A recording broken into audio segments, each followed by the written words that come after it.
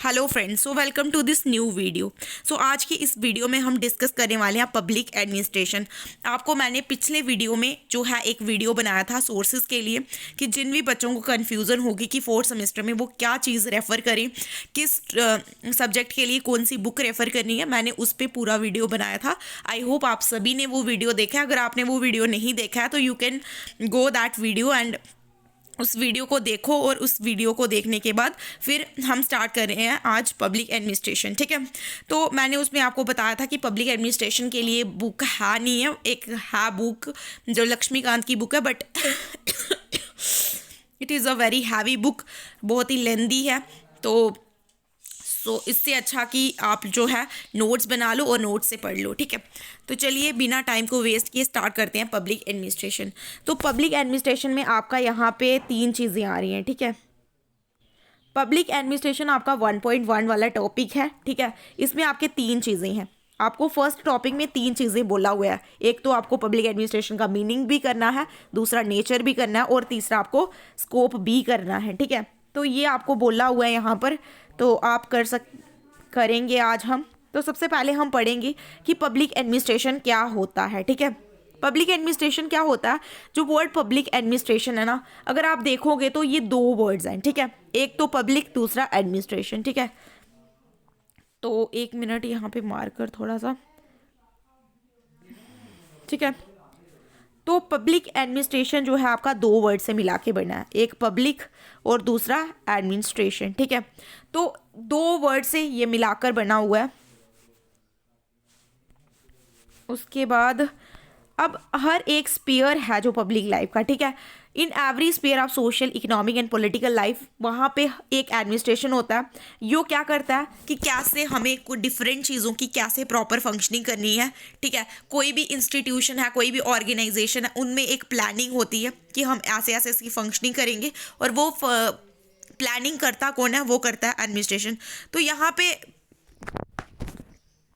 जो भी चीज़ें प्रॉपरली रूल्ड या मैनेज की जाती हैं किसी भी तरीके से, और ये सारी चीज़ें कहाँ से आती हैं, आइडिया ऑफ एडमिनिस्ट्रेशन से। ठीक है, तो यहाँ पे आपको पूरा ये क्लियर नहीं होगा। चलो आगे मैं आपको अच्छे से समझाती हूँ, वहाँ पे आपको अच्छे से समझ में आएगा, इनको तोड़ के पढ़ेंगे। अब जो वर्ड एडमिनिस्ट्रेशन है, इसको हमने कहाँ से 2 लैटिन वर्ड से डिराइव किया हुआ है, एक एड और दूसरा मिनिस्ट्रेट। ठीक है, तो ये 2 लैटिन वर्ड से हमने डिराइव किया हुआ है इस वर्ड को। ठीक है, उसके बाद एड एंड मिनिस्ट्रेट का मतलब क्या होता है, टू मैनेज या फिर to serve or to look after. ठीक है, किसी को देखना, मैनेज करना, कोई चीज़ किसी को सर्व करना, उसको हम बोलते हैं एडमिनिस्ट्रेशन। अब वर्ड पब्लिक क्या, पब्लिक का मतलब होता है गवर्नमेंट या कोई भी चीज़ जो गवर्नमेंट के रिलेटेड है, उसको हम बोलेंगे पब्लिक। अब ये 2 वर्ड जब पब्लिक और एडमिनिस्ट्रेशन मिल जाते हैं, ठीक है, 2 वर्ड जब पब्लिक और एडमिनिस्ट्रेशन मिल जाते हैं, तब हमारा बनता है, ठीक है, कि पब्लिक एडमिनिस्ट्रेशन क्या होता है। पब्लिक एडमिनिस्ट्रेशन एक ऐसा एडमिनिस्ट्रेशन है जो कि हमारे पब्लिक या गवर्नमेंट अफेयर्स को मैनेज करता है, उनकी प्लानिंग करता है। और सबसे पहले जो इम्पॉर्टेंट चीज़ है, फादर कौन है पब्लिक एडमिनिस्ट्रेशन के, वो है वुडरॉ विल्सन।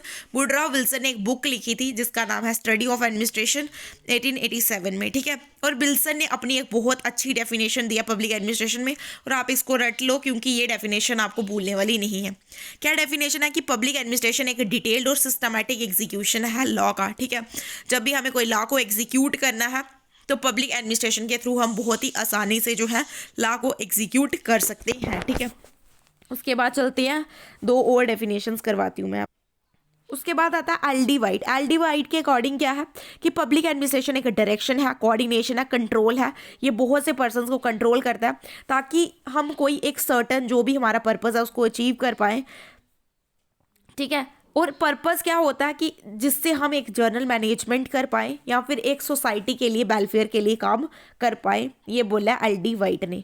उसके बाद प्रोथस ने क्या बोला हुआ है कि पब्लिक एडमिनिस्ट्रेशन एक ऑर्गेनाइजेशन है, एक डायरेक्शन है जो कि ह्यूमन और मटेरियल रिसोर्सेज को ऑर्गेनाइज करती है ताकि जो भी हमारे डिजायर्ड एंड है, जो भी हम चाहते हैं एट द एंड, ठीक है, उसको हम अचीव कर पाए। पब्लिक एडमिनिस्ट्रेशन इन्होंने बोला एक ऐसा तरीका है जिससे हम जो हमारे फ्यूचर के गोल्स हैं उनको अचीव कर सकते हैं। अब आ जाते हैं नेचर ऑफ पब्लिक एडमिनिस्ट्रेशन में। अगर हम नेचर ऑफ पब्लिक एडमिनिस्ट्रेशन की बात करें तो हमारे पास दो डाइवर्जेंट व्यूज़ हैं पब्लिक एडमिनिस्ट्रेशन के रिलेटेड।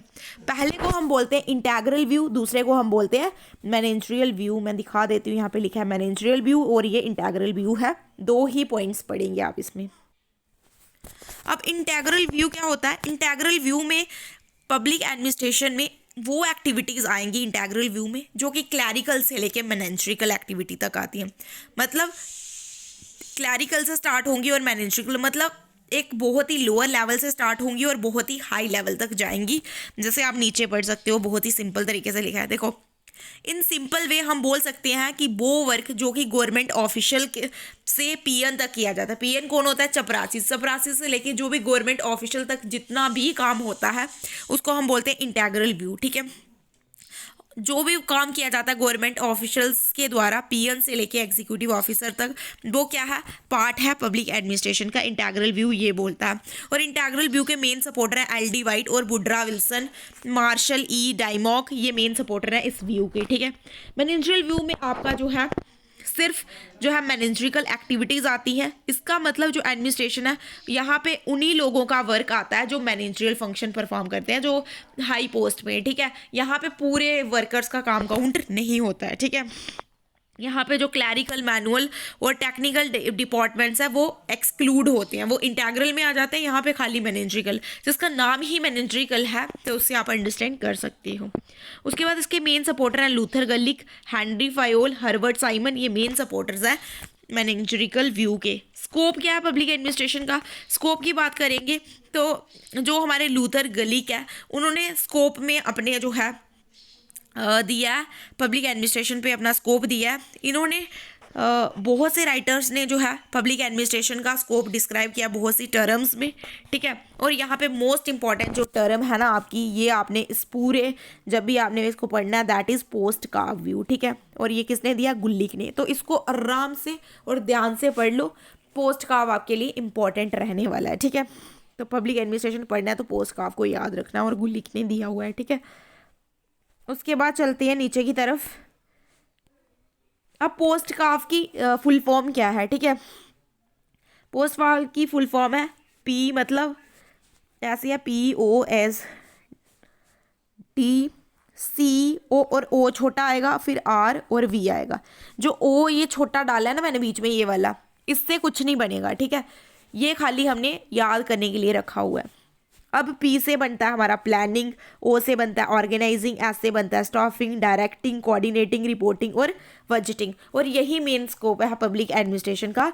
इसी तरीके से हम जो है पब्लिक एडमिनिस्ट्रेशन का स्कोप पढ़ेंगे नीचे। ठीक है, अब स्कोप में फर्स्ट पॉइंट है प्लानिंग। ठीक है, तो जो स्कोप है, पहले हम पब्लिक एडमिनिस्ट्रेशन में क्या करते हैं? प्लानिंग करते हैं कि कैसे हम जो है इतना हमारे पास काम है और कैसे हम उसको कंप्लीट करेंगे। पहले हम करेंगे प्लानिंग। कोई भी पर्सन है पहले क्या करता है? प्लानिंग। जैसे आपको कोई एग्ज़ाम ही क्रैक करना है तो first you have to plan. ठीक है, आपको पहले प्लान करना है।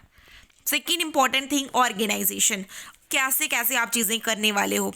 क्या आपको कोई एग्ज़ाम क्रैक करना है, उसके लिए आपको ऑर्गेनाइज करना पड़ेगा, बुक्स लेनी पड़ेंगी। ठीक है, तो यहाँ पे क्या है? फॉर्मल स्ट्रक्चर जो है हम अथॉरिटी का उसको इस्टाब्लिश करते हैं। ठीक है, जिससे वर्क को अरेंज, डिफाइंड और कोऑर्डिनेट किया जाता है। उसके बाद स्टाफ, फिर हमें कितने पर्सन्स चाहिए जो है। ठीक है, तो यहाँ पे हम रिक्रूटमेंट करेंगे और जो भी रिक्रूटमेंट करेंगे जिन भी लोगों की, वो क्या करेंगे? वो आके जो है अपना काम करेंगे। उनको काम करने के लिए चाहिए होगी ट्रेनिंग, तो हम उनको ट्रेनिंग देंगे। ठीक है, उसके बाद डायरेक्टिंग, फिर डायरेक्ट करेंगे कैसे हम डिसीजंस करेंगे। ठीक है, और ऑर्डर्स और इंस्ट्रक्शंस को इशू करेंगे। फिर आता है कोऑर्डिनेटिंग, मतलब हमें जब भी कोई डिसीजंस लेना है फिर कोऑर्डिनेट करके जो है मिल के चलना है। ठीक है, और ताकि हम अपने फ्यूचर गोल्स को जो है अचीव कर पाएँ। उसके बाद रिपोर्टिंग का मतलब क्या है? जो भी हम काम कर रहे हैं एक पर्सन उसको सुपरवाइज करते जाएगा। ठीक है, और फिर वो देखेगा कि जो भी हमने काम किया है उसकी रिपोर्ट करेगा। ठीक है, उसको बोलते हैं रिपोर्टिंग। बजटिंग मतलब कितना हमारा फाइनेंशियली खर्चा आया। ये सारी चीज़ें आपका आ गया scope of public administration. So I hope आपको ये वीडियो क्लियर हो गई है। तो अगर आपको ये वीडियो पसंद आई है, please like, share and subscribe to my YouTube channel. Meet you in the next video. Till then, bye bye.